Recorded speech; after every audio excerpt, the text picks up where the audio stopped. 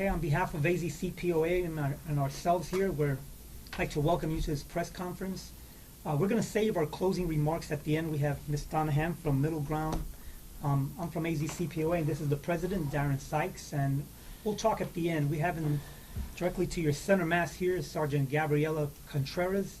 She's the one who gave out those videos, and now she's coming forth and giving new information of how they're still delaying this process of denying and that these doors are broken. They must be broken. There's an empty prison right now. So without any further ado, I'll present to you Sergeant, would you prefer they call you Gabby, make it short? That's fine. You guys can call her Gabby, that's what she likes, and it's much easier for you to remember, and you can start your questioning, please. Can you spell it for us? Gabby, G-A-B-Y. And your last name? Contreras, C-O-N-T-R-E-R-A-S. Thank you. You're welcome.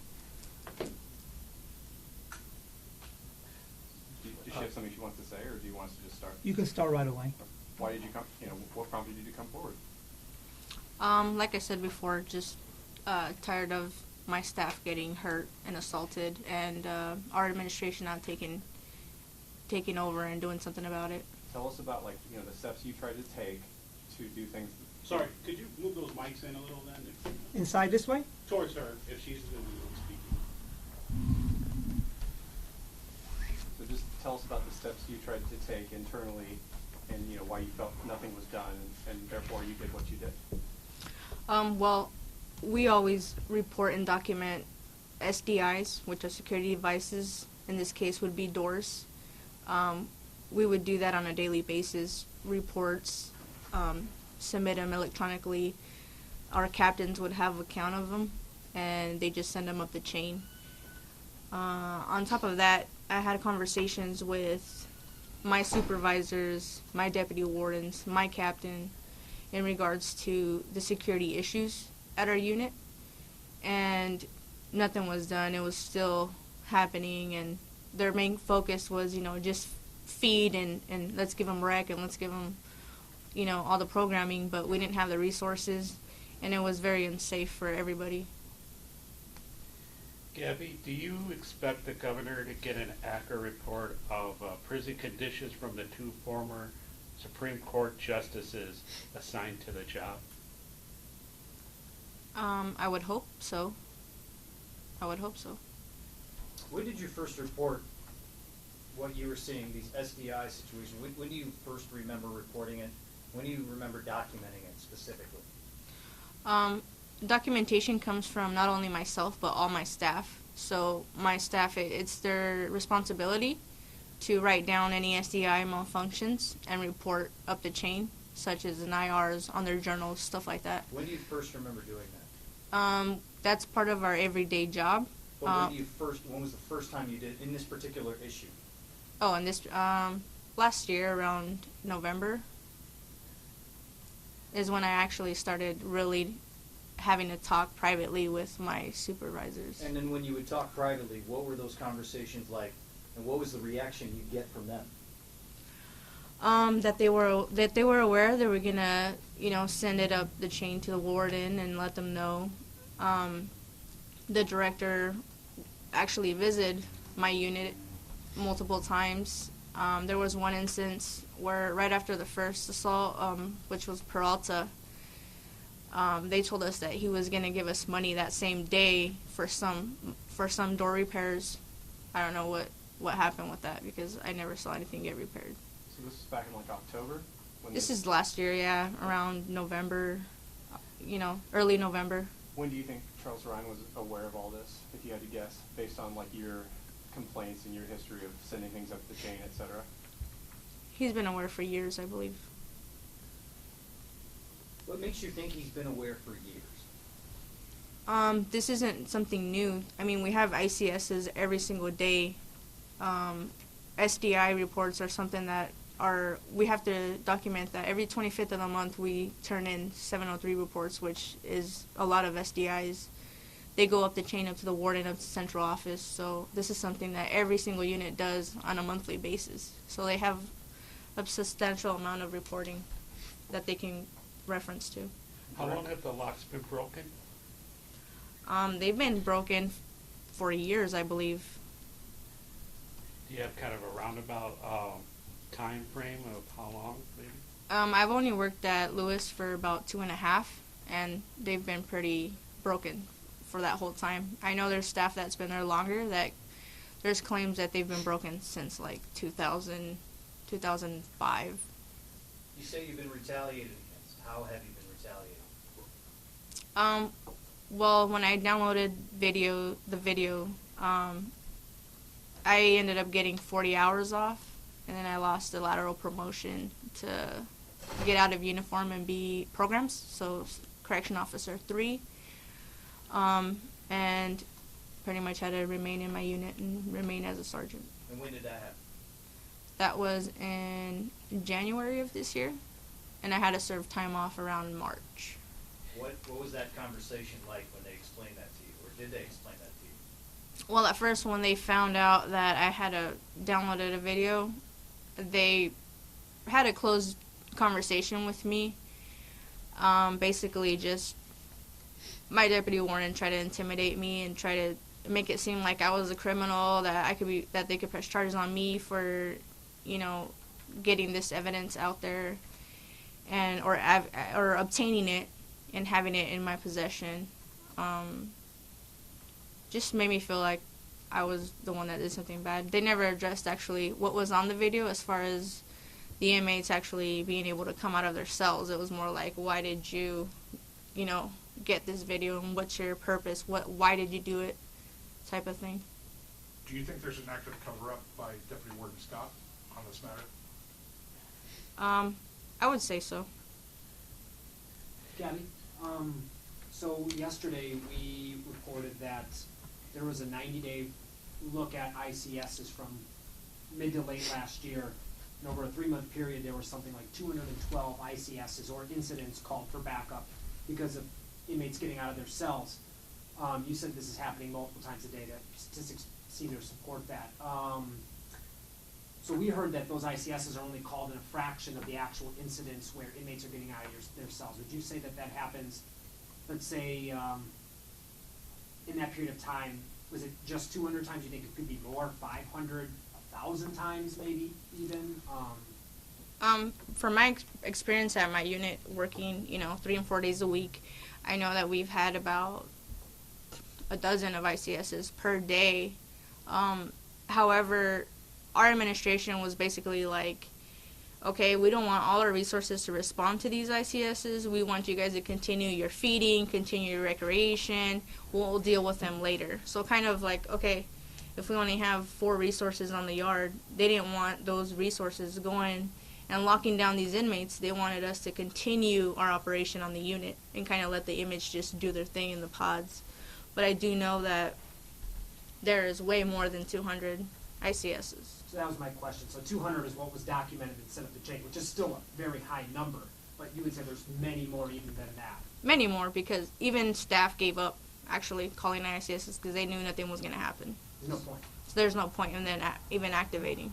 So someone would call an ICS, and the warden would say, like, nah, only half of you respond to this? Or who would give that directive to be like, nope, don't, Our administration, so Who is like that? our deputy warden at the time, and I believe that was their directive from above.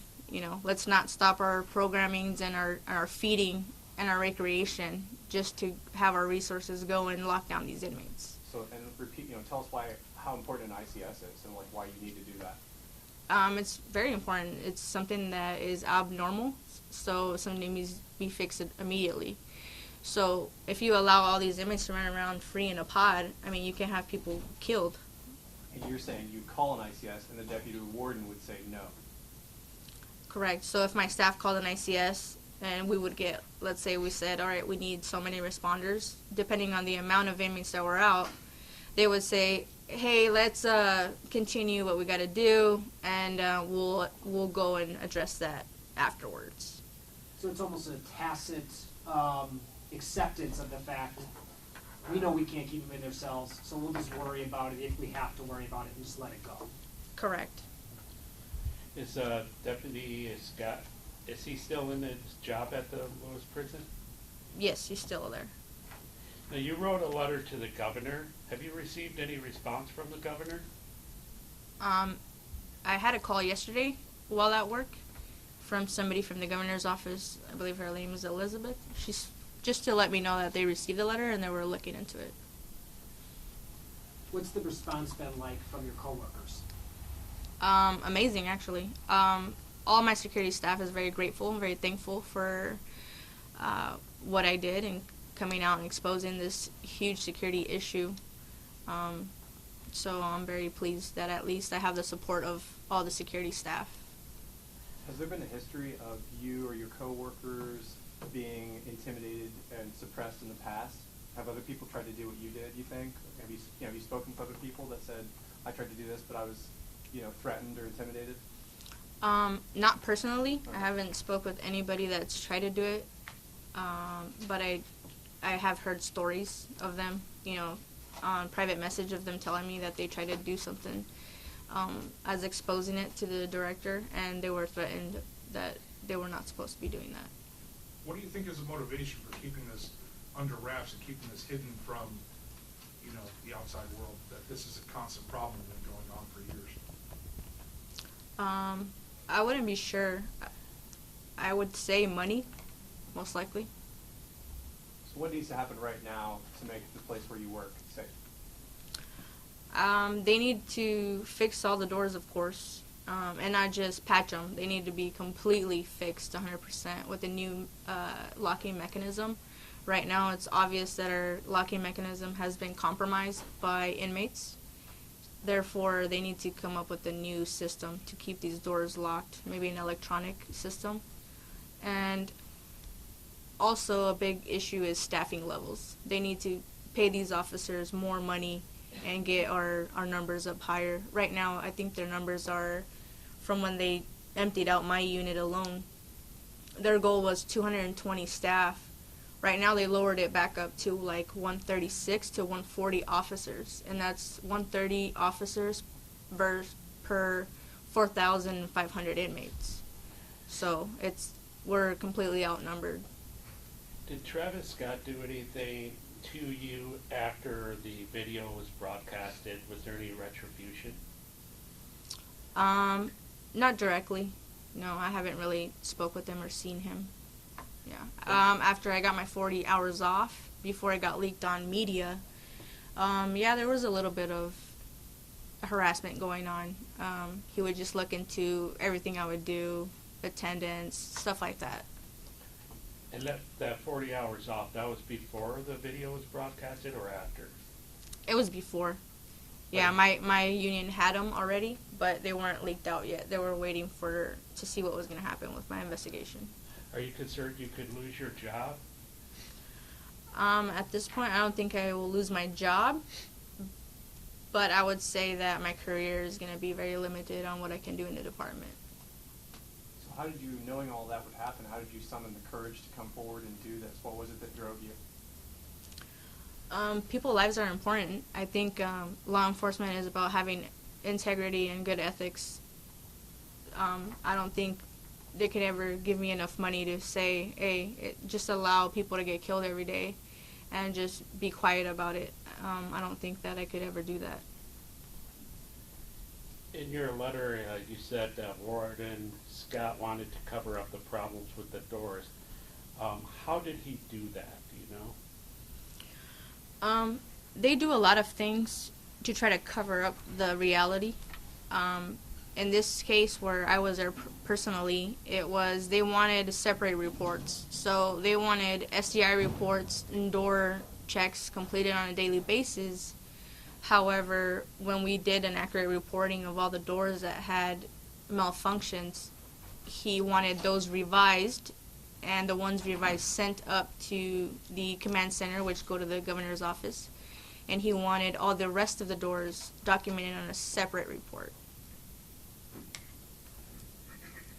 Do you think Chuck Ryan knows about all of this? I believe he does. What would you say to officers who aren't in a position or feel like they'll be fired or retaliated against, trying to do what you did?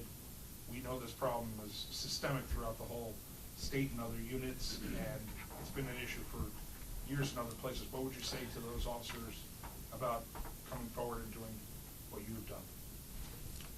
I would say that they need to have courage, and it's not going to be an easy ride, of course. It comes with a lot of stress, but I think it would be more stressful to live with lives on your conscience than it would to just speak up and try to at least protect some people.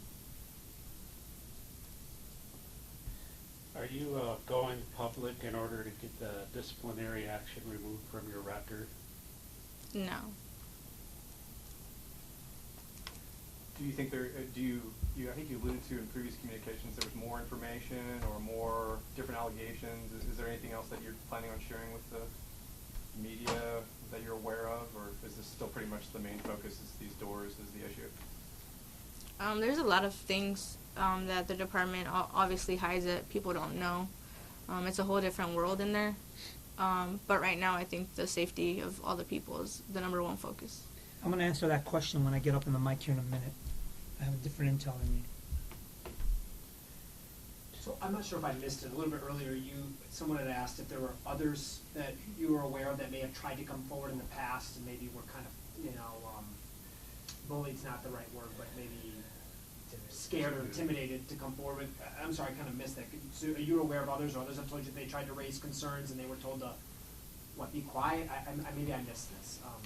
Yeah, I've got private messages on social media of other people that have most likely retired now, that they've tried to, address the issues back in the day, like in the early 2000s, and that they were turned away by the director and threatened, yeah.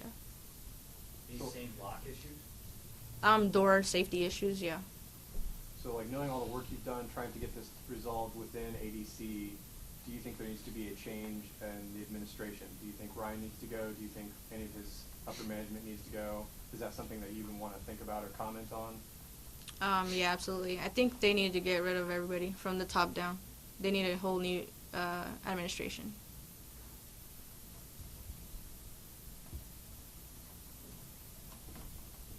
Do you have any idea why they might be hiding and not being forthcoming with issues with Lewis Prison? I would say their reputation, money, inaccurate reports.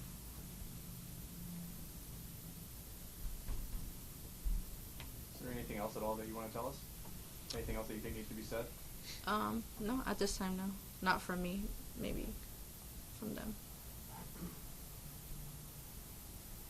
Okay, if not, then we have Ms. Hammond.